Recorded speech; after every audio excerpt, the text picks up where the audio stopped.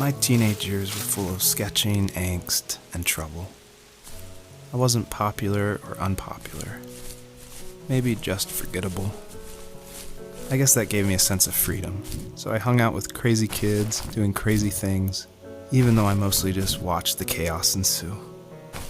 We did it all. Put fireworks in mailboxes, hide roadkill in people's garages, break windows of the barber shop in Anchorage. My dad was furious, but he was so busy working he couldn't do much to stop me from going out. I think being an adult means there's no one to stop you making hard decisions. He had to make a living, and he couldn't be in two places at once. Yeah, I realize that now. But at the time, I was sure he was more interested in growing his business than what was going on with me. But all good things have endings. A cop outside of Eagle River pulled us over after he saw us send a bottle rocket into someone's yard. What followed was a long night of talking to disappointed adults and feeling smaller than ever.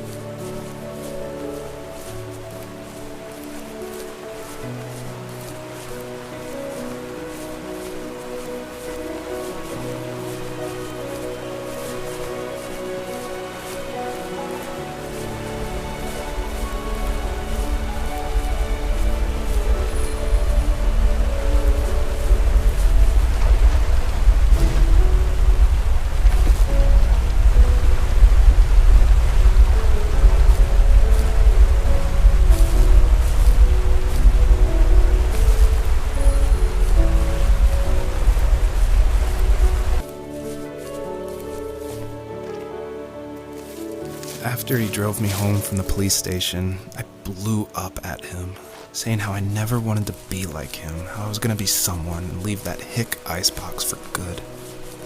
He just looked forward at the road with tired eyes. I took out that bluegrass tape from the cassette deck and chucked it out the window.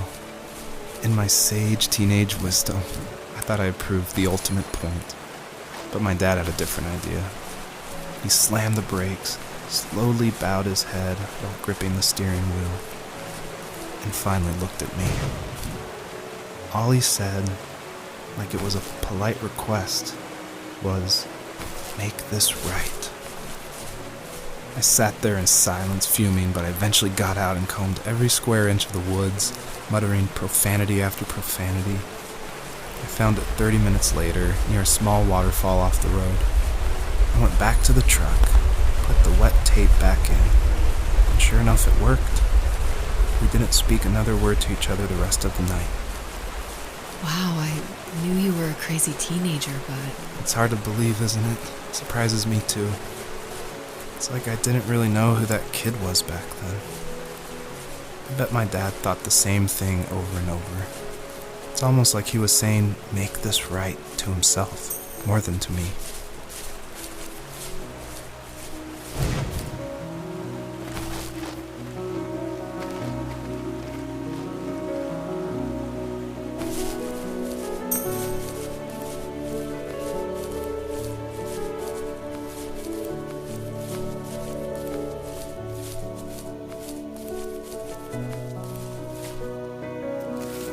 If there was some way I could take my love of drawing and turn it into a way of escape, nothing would make me happier.